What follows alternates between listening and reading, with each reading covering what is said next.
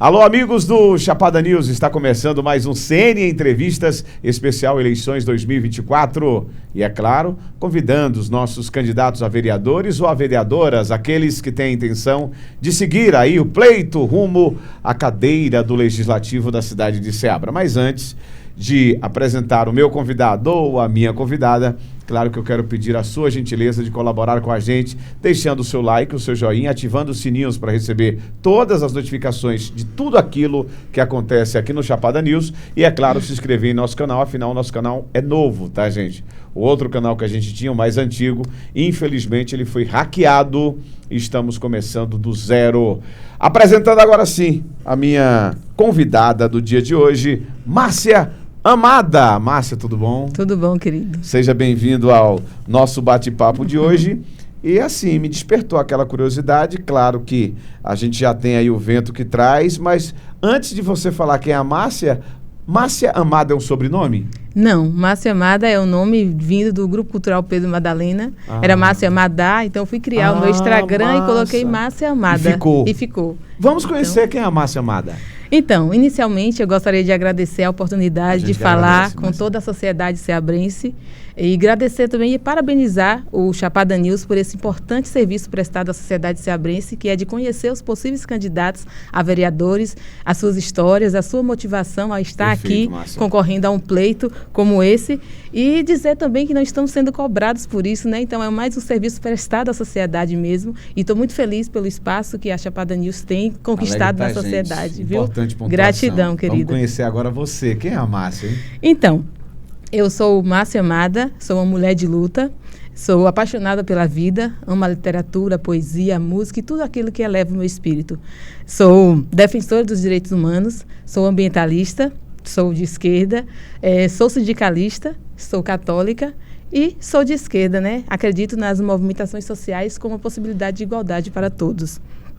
Sou formada em Letras pela Universidade do Estado da Bahia, graduanda em Gestão Pública pela FAVENE e sou funcionária desse município há 17 anos. Atuo no Centro de Endemias, sou técnica em agente de endemias e também atuo no Núcleo de Educação Permanente em Saúde e no Registro Geográfico do município de Ceabra.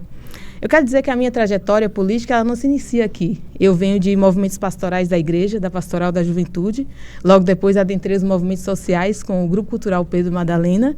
E logo depois com o movimento do estudantil universitário, o qual me adentrei e lutei pelas lutas sociais do movimento estudantil, por melhores qualidades de ensino e percorri vários campos da UNEB. Então, eu quero dizer também que sempre fui atuante na participação de movimentos de decisões coletivas, como congressos, conferências, representei o município em conferências nacional, estadual, e tive a possibilidade de levar as nossas preocupações, as nossas angústias definidas aqui no município. Então, como eu costumo dizer, quando uma mulher popular avança, toda uma sociedade avança. Então, eu estou aqui por mais justiça, por mais igualdade e por mais representação feminina mesmo. Bacana, Márcia. Já trouxe um resumão para quem está nos acompanhando. Que bom. Você já falou que está na política, né? Mas me explica, é a sua primeira oportunidade? Você, não, vou entrar agora, quero ser candidata. É a primeira vez que você se candidata a vereadora ou já teve outras oportunidades? Sim, é a primeira vez. Mas antes de entrar nesse mérito da política, eu queria dizer que eu sou filha de Ceabra.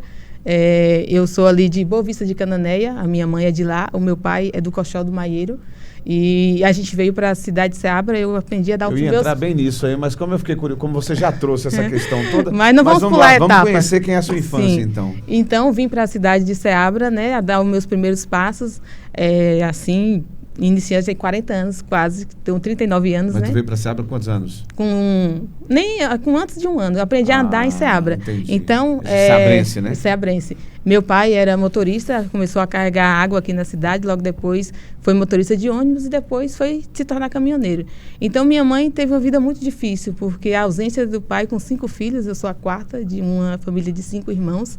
Então, a gente teve uma infância muito difícil, mas também muito feliz ali às margens do Rio Coxó, que quando a gente chegou para cá, ele ainda pulsava em vida. Minha mãe lavava roupa para que não faltasse nada em casa para a gente. E minha mãe também é uma mulher muito curiosa, ela começou a costurar, a produzir jogos de cozinha, produtos de casa mesmo, entrou num curso de pintura, aprendeu a pintar, então começou a produzir as próprias peças para vender na feira. Então isso nos deu ainda mais possibilidade de a gente ter melhores condições de estudo, ela começou a comprar melhores materiais, então ela tinha muito essa preocupação e fui muito feliz e é graças a ela que eu estou aqui. E sou a pessoa que sou hoje também. Isso é de sua mãe, então? Está politizada? Exatamente. Curiosidade, está estudando, lendo, acompanhando? Uhum. Então me conta aí, assim, tu veio, então, tu cresceu praticamente em Ceabra. Sim, cresci em Ceabra. Estudou sempre em escola pública? Sempre em escola pública. A infância foi tranquila? Tranquila, foi uma infância difícil, como eu disse, né? Porque foram muitos desafios, 5 filhos pequenos, então minha mãe teve que trabalhar, meu pai ausente. Você chegou a trabalhar cedo também ou não? Não, eu sempre tive a oportunidade de estudar, depois veio o Pedro Madalena, então assim, foi uma formação social tranquila. Mas eu falo a questão ali de estar segurando a onda, com conta que vence, com alimentação. Principalmente com a falta do pai, porque está trabalhando no exatamente. mundo, né? Então, a gente sempre ajudou mãe nessa coisa de entregar roupa nas casas. Então, a gente estava sempre ali fazendo o que era possível para ajudar. Mas a gente era muito pequeno. Como é que foi o Pedro Madalena na sua vida? A gente adentra aqui agora na pergunta que você quase ia fazer. Pedro Madalena depois, mas vamos entrar com o Pedro Madalena. Como é que foi o Pedro Madalena? Madalena? Então, assim, a minha formação, eu digo que o Pedro Madalena foi um divisor de águas na minha vida. Foi graças ao Pedro Madalena que eu tenho uma concepção cultural, social e artística que eu tenho hoje. Eu gostaria de aproveitar a oportunidade para agradecer a Cida Madalena, essa artista de sonhos, essa pessoa que foi fundamental, foi a idealizadora desse sonho, que foi o Pedro Madalena, que foi um momento da gente conhecer a história, conhecer a cultura, a literatura, a música, a poesia. Então, ela trouxe todo esse conteúdo para a gente, para aqueles que tiveram a oportunidade de adentrar esse mundo da arte. Porque era muito difícil, era tudo muito difícil.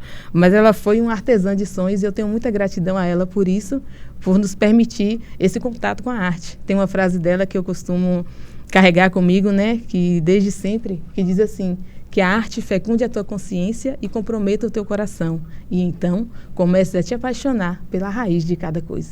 Cida, né? Gratidão, Cidinha. Quanto tempo de Pedro Madalena, Márcia? Foram 10 anos ativa, pulsante, assim, de Pedro Madalena. Depois, alguns foram estudar fora, aí teve que sair, aí a gente tentou segurar a onda, mas, assim, a base não teve renovação. Né? Então, a gente pecou muito nessa parte da renovação do grupo, porque aqueles antigos já foi evoluindo, então não teve quem segurasse a onda, assim como ela segurou esse tempo todo. Então, você participou do Pedro Madalena, teve a oportunidade de viajar por várias cidades, sim, representou o município, né? Claro, como você sempre. bem disse, em algumas regiões. O que te fez entrar agora, porque você é uma pessoa que está na política, né? Claro. Há bastante tempo. Acho que desde escola, políticas sociais, né? exatamente. É isso, desde escola também você participa. Claro. O que é que te fez? Cara, dessa vez eu vou ser candidato. É a minha vez? É a questão do tempo está hoje, está mais maduro? O que é que ele trouxe a ser candidato agora? Então, Nenel, é um grande desafio, porque eu costumo dizer que nós somos seres políticos, uns mais, outros menos, mas nós somos. Desde o momento que a gente começa a se indignar com alguma situação, né, você já é um ser político, você já está diante de uma injustiça e você quer reparar essa injustiça. E como eu disse, eu venho de uma formação desde a época das pastorais, como a Pastoral da Juventude, que me deu essa formação, veio o Grupo Cultural Pedro Madalena, depois veio o movimento estudantil, então eu tenho uma bagagem cultural, social, que me garante pleitear um cargo como esse. Mas nunca foi vaidade, nunca tive curiosidade, foi mesmo motivação das pessoas que me conhecem. Então agora foi a motivação das pessoas que já te conhecem. E já entrei nos 45 do segundo tempo. É isso que eu tô... E tipo assim, não, você tem potencial, mas o curioso também, que eu vou narrar aqui para você, é que um pouco antes de você poder mudar de partido, eu recebi a ligação de Nenenzona, a candidata a prefeita. Eu fiquei muito feliz com a ligação dela. Mas a gente quer você no nosso partido, você tem potencial, você é uma boa representação na sociedade e tal. E eu fui sincera com ela, né? Agradeci, mas disse que eu sou filiada ao PT, eu tenho uma história de filiação partidária, de gratidão mesmo ao Partido dos Trabalhadores. E no dia seguinte, Neto me ligou e disse: Márcia, eu gostaria que você viesse. Peraí, não estou entendendo. Pleitear. Peraí, Márcia. Então, você já tinha intenção em ser candidata? Não, eu não tinha intenção. Não tinha. Então, eu recebi essas ligações. A primeira pessoa a te acender a luz foi Nenenzona. Não, antes foi Pedro Lima, meu amigo pessoal. Manda um abraço para Pedro Lima. Um abraço, meu amigo. Entendeu? E aí, Nenenzona também ligou para mim. Ligou. Aí, no outro dia, o pessoal de Neto me ligou também. Aí, eu falei assim, gente, eu nunca tive pretensão. Olha, você quer andar. Não, eu não tinha. Opa, não, nunca disse a ninguém, assim, nunca. Aí depois desses. Rapaz, que negócio. Desses despertáveis, será porque possível? Porque assim, de Pedro Lima até imagina. Ele me conhece pessoalmente e também. E com o Neném também. Ele pode ter saltado no vento, chegou no ouvido de Neném, opa, é um nome potencial, né? Um ótimo nome para vir. Vamos tentar. E eu sempre estive ligada às decisões do município, sempre estive trabalhando como agente de endemias, então eu estive também em conselho de saúde, conselho de cultura. Então, assim, eu tenho feito o meu caminho social. Eu acho que para você pleitear um cargo como esse, tem que ter uma bagagem. Tem que ter uma bagagem cultural, tem que ter uma bagagem social. E, assim, fiquei muito feliz com essas ligações, como eu estava te dizendo. Eu respondi os dois muito feliz, né, com essa possibilidade, mas sou filiada ao PT e não tinha interesse de desfiliar para candidatar e sair junto com eles. Aí, Celcino, que é o presidente do PT, me ligou, me marcou para que a gente conversasse junto com o Smithson e me acendeu essa chama de sim, é possível, por que não? Será que eu tenho formação para isso? Tenho formação para isso. Eu tenho bagagem para isso? Tenho bagagem para isso. Então, assim, é com medo mesmo, mas vamos. E aí aceitei, até porque eu tenho uma gratidão pelo nosso representante, o maior líder político que esse país já teve, que é o nosso, e tem, né, que é o nosso Luiz Inácio Lula da Silva. É graças a ele que eu sou a primeira de uma família de pai e mãe, né, família paterna, a me formar na Universidade da Bahia, a estudar, até a possibilidade de estudar. Então, foi graças a políticas sociais desse representante que tem feito e tem reconstruído novamente o nosso país. Ô, Márcia, como é que está sendo a tua caminhada numa cidade que eu tive com um colega, que eu não vou citar o nome, ele teve aqui e falou, não, que se acham de esquerda, mas não é bem assim. Numa cidade que se acha de esquerda, como é que está sendo a tua caminhada? Porque uma coisa é a Márcia, agente de endemias, a Márcia profissional, essa que viajou. Outra coisa é você estar visitando as pessoas como candidata. Né? Assim, a candidata vereadora, como é que está sendo isso, essa como recepção, eu te falei, eu entrei nos 45 segundo tempo, tive que enfrentar também problemas pessoais para estar aqui, que não cabe no mérito agora, mas tive que me fortalecer para aceitar esse convite e dizer que tem sido um desafio, porque aqui em Ceabra é muito difícil você concorrer ao cargo como esse. Você já foi candidato, eu sei que você tem conhecimento e também ouvindo os próprios candidatos, de que aqui as pessoas confundem um candidato a vereador com um assistencialista, com uma pessoa que você tem que dar para você receber. Então, você começa a dialogar sobre as possíveis possibilidades que você tem de avançar a cidade, de progredir, mas as pessoas têm aquela questão de os interesses individuais se sobrepõem aos coletivos. Então, isso é muito negativo quando você tem uma proposta de fazer com que as coisas mudem de fato, mas pela garantia de direitos. E aí tenho andado muito e tenho percebido também, esse é um aspecto, outro aspecto que eu poderia estar colocando aqui, é o aspecto sociocultural, né? Que as pessoas veem a política como espaço masculino, de que o homem é público, a mulher é privada. Então, já começa aí a desigualdade. Nós mulheres, nós somos condenadas por isso, né? Até por estar na política, nós somos rechaçadas muitas vezes, não acreditam no nosso potencial, nós temos que estar provando isso.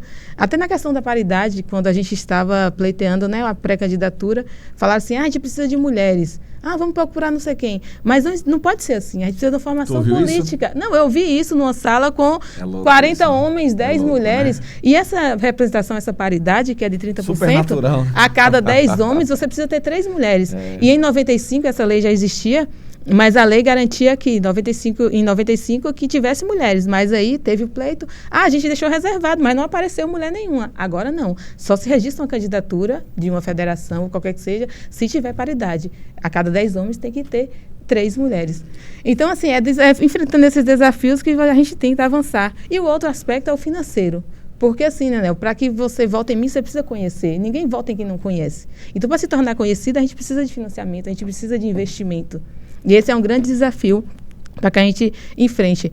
Aí tem aquela falácia, né, de que mulher não gosta de política, que mulher não se envolve com política. Isso é mentira. 43% dos partidos as filiações são de mulheres. Então, se você toma partido, você tem interesse na política. Mas você precisa ser preparado para isso, você precisa de investimento para isso. O financiamento partidário é uma parcela mínima para as mulheres. A gente tem um exemplo aí em 2014 da eleição da presidenta Dilma e da Marina Silva, que os partidos investiram nela, depositaram, eles estavam com dinheiro, depositaram, e 65% da população brasileira votaram nela. Elas tiveram 65 mil votos, milhões de votos. Então, toda uma sociedade viu nelas a possibilidade de representação, porque teve investimento, porque teve celeridade, teve divulgação e teve a possibilidade delas apresentarem as propostas. E como é que você está enfrentando isso? Vamos falar de você aqui no Hoje, em Ceabra, pedindo seus votos, visitando a zona rural, como eu te falei. a lei, uma coisa você está girando o Estado. Como é que está sendo esse retorno para uma pessoa que você não tem um patrocinador? Como é que está sendo circular? Como é que está sendo o retorno do É isso, povo? a gente já sai perdendo nessa disputa, né? Porque você não tem financiamento, você não tem fundo partidário que fica de sair todo dia, nunca sai.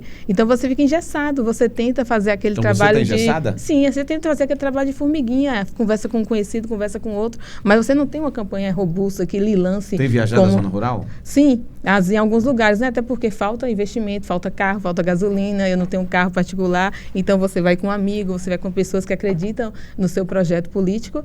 E assim, a gente já sai perdendo nessa disputa, mas eu acredito que quando a gente deseja fazer com que as coisas mudem para uma sociedade como um todo, a gente tem que enfrentar esses desafios. São desafios diários, principalmente por ser mulher, como eu narrei aqui, a gente tem que estar enfrentando as lutas internas e também as externas, porque se uma mulher não está à frente de um espaço de poder, a gente não vai avançar nos sentidos Tu é dos casada, direitos. tem filhos? Não, não sou casada e não tenho não quis ter filho. filhos? Ainda não. Não bom. foi uma condição assim, mas eu pretendo ainda, se Deus permitir. Tenho muitos sobrinhos e aí vou tentando fazer com que as coisas fiquem o mais confortáveis possível, mas ainda não tenho filhos. Nessa tua caminhada, como é que tem sido aí? Você tem encontrado muita experiência? Traz uma de suas experiências e onde você tem andado. As experiências são essas que eu te narrei, né? A dificuldade das pessoas confundirem um candidato a vereador com um assistente social que vai estar ali, que precisa comprar o seu voto, que precisa devolver. Você de esquerda, Partido dos Trabalhadores, as pessoas têm essa questão.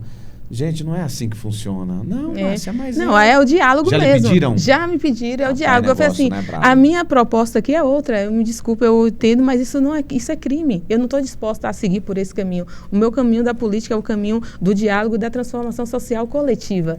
É o interesse coletivo sobrepondo o individual. Márcia, você é bem presente, né? Sim. Você está sempre no coletivo, como você diz. Me traz aí um momento feliz na sua vida. Eu gostaria de inverter Você quer um momento triste primeiro? Isso. Então me traz um momento triste para a gente terminar com um momento feliz. Isso, é assim que eu preferia. Então, como eu disse, né, eu tenho uma profunda dor, não é uma tristeza, mas uma profunda dor. Perdi os meus pais no ano de 2018. Meu pai morreu em fevereiro de 2018, dia 4 de fevereiro. Ele já vinha tratando um linfoma, um câncer. Ele morreu no ano que fez 10 anos. Né? Então, assim, a gente se preparou um pouco para a morte do meu pai, de certa forma. Mas aí, em março, né? Março de 2018, a minha mãe faleceu. Vítima... minha mãe não tinha nenhuma doença pré-existente. Ela sentiu fortes dores de cabeça, foi para o regional. E lá, intensificou essa dor de cabeça. No último dia que ela estava vindo embora, depois de 8 dias no hospital, teve uma melhora. Mas aí sentiu uma forte dor de cabeça à noite, de novo. Eu cheguei no hospital para ficar com ela. A gente observou lá que o ar-condicionado trincando, ela estava suando muito, começou a passar mal mesmo. Eles mediram a pressão dela foi para 25. Ela teve um aneurisma cerebral. E eu estava lá com ela.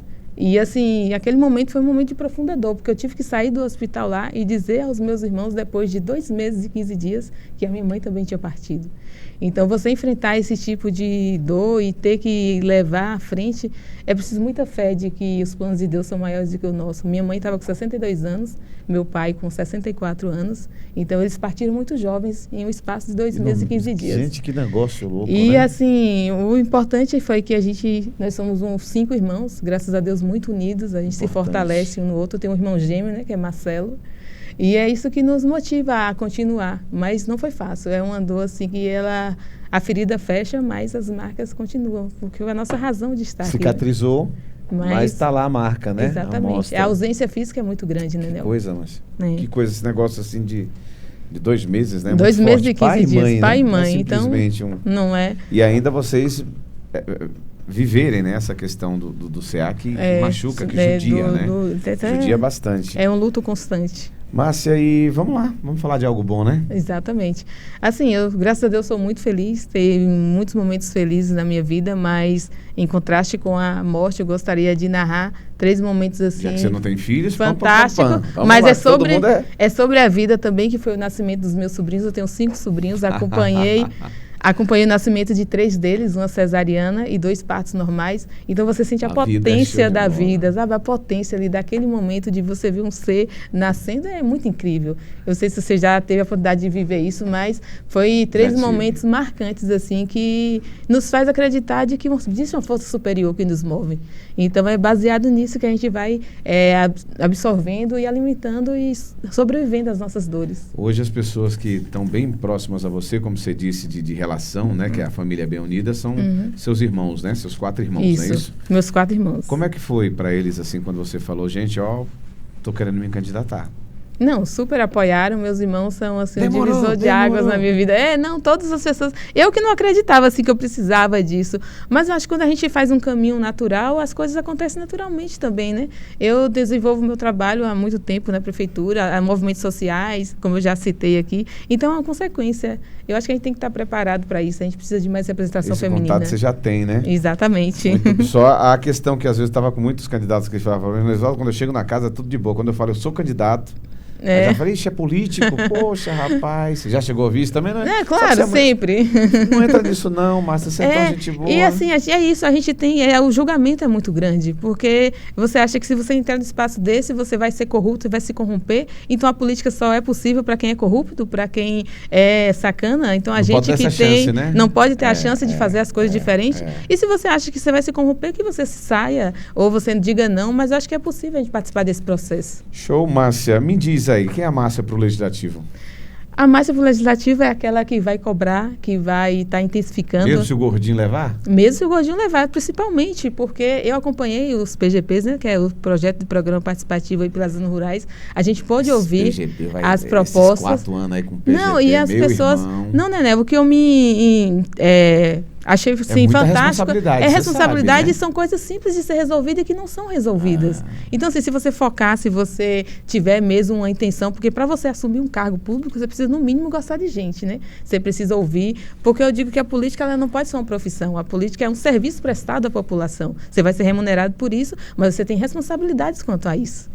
Então, é partindo desse princípio, dessa responsabilidade que você precisa assumir, que é de fiscalizar o legislativo, saber se o dinheiro da educação está sendo aplicado na educação, se o dinheiro da saúde está sendo aplicado na saúde e suas diversas áreas, além de propor projetos, além de ouvir a população, porque existem muitas demandas que podem ser direcionadas para uma Câmara de Vereadores ser resolvidas, né? Então, acho que tudo é prioridade. A gente precisa priorizar o que é problema no nosso município para a gente avançar e identificar como foi o PGP. Foi um trabalho magnífico que Neto e Jorginho fez, são jovens que estão aí almejando e eu acho que estão no caminho certo para o progresso de Ceabra, é reconhecer as dificuldades e as necessidades para resolver o problema.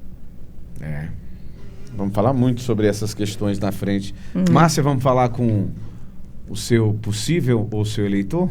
Sim. Olhando para essa câmera ali, ó, manda a mensagem para ele. Vamos saber agora o número da Márcia.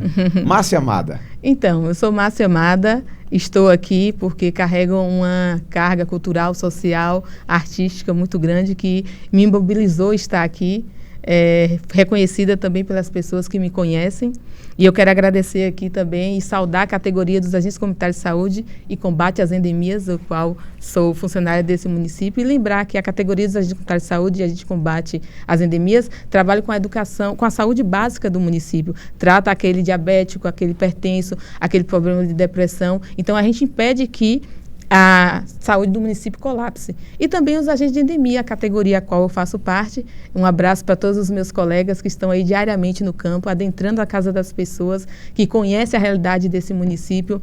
E dizer que na época de dengue, né, vira aquele alvoroço para resolver o problema da dengue. Mas existem as outras endemias, que é a esquistossomose, leishmaniose e chagas, que é um problema no nosso município. É uma doença silenciosa que atinge as classes menos favorecidas, né, mas é uma doença que está aí, que precisa de cuidado, tanto quanto a dengue, que tem mais investimento.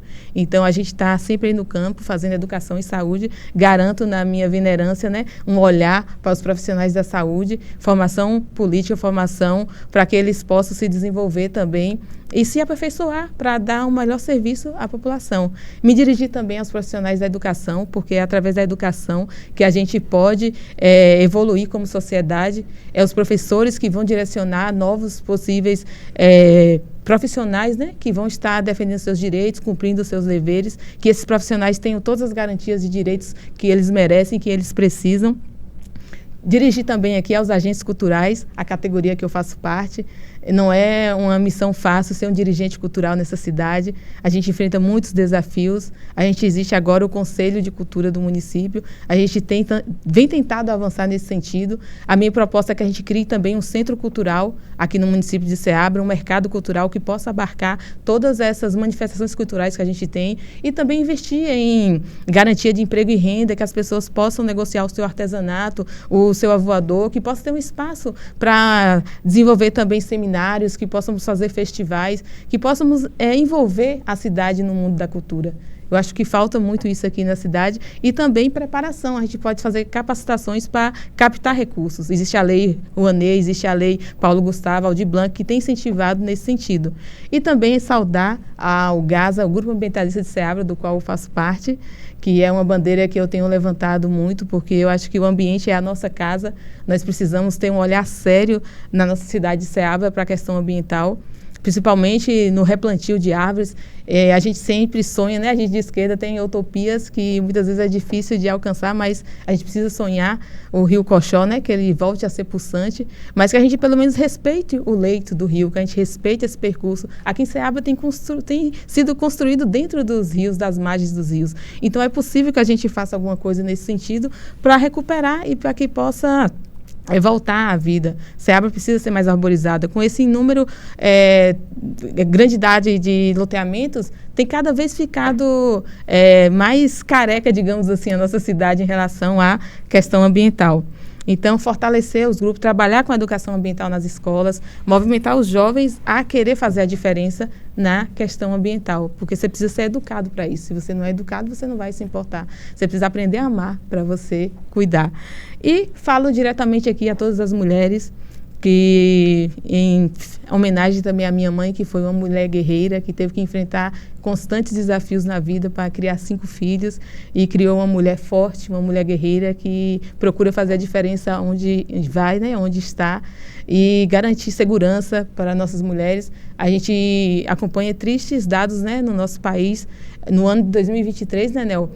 A cada 15 horas uma mulher foi assassinada no país. Então é preciso um olhar para essas políticas públicas que garantam segurança, que garantem emprego e renda para que essas mulheres se libertem desses possíveis agressores. E dizer que quando uma mulher popular avança, toda uma sociedade avança. Então, por mais justiça, por mais igualdade, por mais representação feminina. É por isso que aceitei esse desafio. Mandou bem, viu? Márcia Amada. Rapaz, acho que eu nunca peguei nenhuma fala sua, nenhuma palestra, nada não, que eu tô aqui impressionado. Obrigada, Márcia, querida. boa sorte, muito tá? obrigada. Obrigada aí pela vinda. Okay. Boa sorte mesmo. E a batalha, ela é árdua, a gente sabe que não é brinquedo, você já está sentindo isso, a gente já está na reta final. E muito boa sorte mesmo. Muito obrigada pela oportunidade, mais uma vez, encantada com o estudo do Chapada News e que a gente avance aí. Eu acho que a comunicação, ela é uma mola precursora para... Disso você entende. Entende. Ela é uma mola precursora para a gente divulgar mesmo, para a gente se fortalecer enquanto sociedade. E esse serviço é magnífico, porque, como eu disse, não estão sendo cobrados por isso, gente. Então, é mais uma gratidão, viu? Muito obrigada e sucesso, né, Nel, para toda a equipe. Show de bola, viu, Márcia? Eu já ia chamar um intervalo. Gente, a gente se encontra no próximo CN Entrevista, tá? Não esqueça de deixar o like, ativar o sininho e seguir o nosso canal. Tchau.